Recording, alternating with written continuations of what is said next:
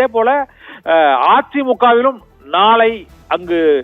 பிரதமர் நரேந்திர மோடி வருகையை ஒட்டி கூட்டணி கட்சிகளோடு அமமுக உள்ளிட்ட தேசிய ஜனநாயக கூட்டணியில் இடம்பெற்றுள்ள அந்த கட்சிகளுக்கான தொகுதிகளை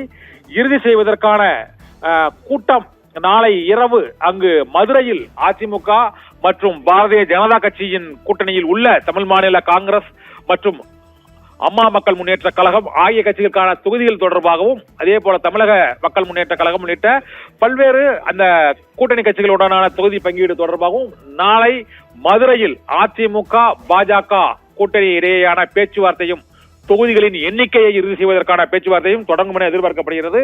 அங்கும் தேசிய கட்சியான பாரதிய ஜனதா கட்சி கடந்த முறை அவர்கள் 20 இடங்களில் போட்டியிட்ட சூழ்நிலையில் இந்த முறை கடந்த நாடாளுமன்ற தேர்தலில் அவர்கள் பெற்ற வாக்குகளின் சதவீத அடிப்படையில் கூடுதல் இடங்களை 30 முதல் 40 இடங்களை அதுவும் அவர்களுடைய கூட்டணியில் இடம்பெற்றுள்ள அமமுக தமிழ் மாநில காங்கிரஸ் உள்ளிட்ட தமிழக மக்கள் முன்னேற்ற கழகம் உள்ளிட்ட கட்சிகளுக்கான தொகுதிகளை பாஜகவே இறுதி செய்து வழங்கும் என எதிர்பார்க்கப்படுகிறது. இதனால் மதுரையில் நாளை அதிமுக பாஜக மற்றும் அந்த கூட்டணியில் இடம்பெற்றுள்ள அன்புமணி ராமதாஸ் கட்சிக்கு எத்தனை இடங்கள், இதே போல பாரதிய ஜனதா கட்சியில் மற்ற கட்சிகளுக்கும் சேர்த்து இடங்களை பெறுவார்களா, தனித்து பாரதிய ஜனதா கட்சிக்கு இத்தனை தொகுதிகள் என்பதில் முடிவு எட்டப்படுமா என்பது நாளை இரவு அதிமுக மற்றும் பாரதிய ஜனதா கட்சி அமமுக பாமக ஆகிய கூட்டணி கட்சிகளுக்கு இடையேயான அந்த பேச்சுவார்த்தையும் நடைபெறும் என எதிர்பார்க்கப்படுகிறது. இதில் இந்த முறை இதுவரை தமிழக தேர்தல் வரலாற்றில் இல்லாத வகையில் தேசிய கட்சியான பாரதிய ஜனதா கட்சியில் தமிழகத்தில் உள்ள பல்வேறு மாநில கட்சிகளும் சிறிய கட்சிகளும் அவர்களுடைய தரப்பில் இணைந்து அதிமுகவுடன் பேச்சுவார்த்தை நடத்த இருப்பதும் மிகவும் ஒரு குறிப்பிடத்தக்க அம்சமாக கருதப்படுகிறது. தமிழ் மாநில காங்கிரஸ், அம்மா மக்கள் முன்னேற்ற கழகம், தமிழக மக்கள் முன்னேற்ற கழகம் உள்ளிட்ட பல்வேறு கட்சிகள் பாரதிய ஜனதா கட்சியின் சார்பில் தாமரை சின்னத்தில் போட்டியிடும் வகையில் அவர்கள் இங்கு அதிமுகவுடன் பேச்சுவார்த்தை நடத்த இருப்பதாக கூறப்படுகிறது. இந்த சூழ்நிலையில் அதிமுகவிலும் இடம்பெற்றுள்ள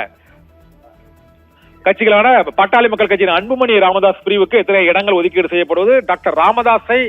அதிமுக கூட்டணியில் இணைப்பதற்கான முயற்சிகள் மேற்கொள்ளப்பட்டு வருகின்றன. அவ்வாறு இணைந்தால் 2 பாட்டாளி மக்கள் கட்சியும், ஒரு பாட்டாளி மக்கள் கட்சி அதிமுக தரப்பிலும் மற்றொரு பாட்டாளி மக்கள் கட்சி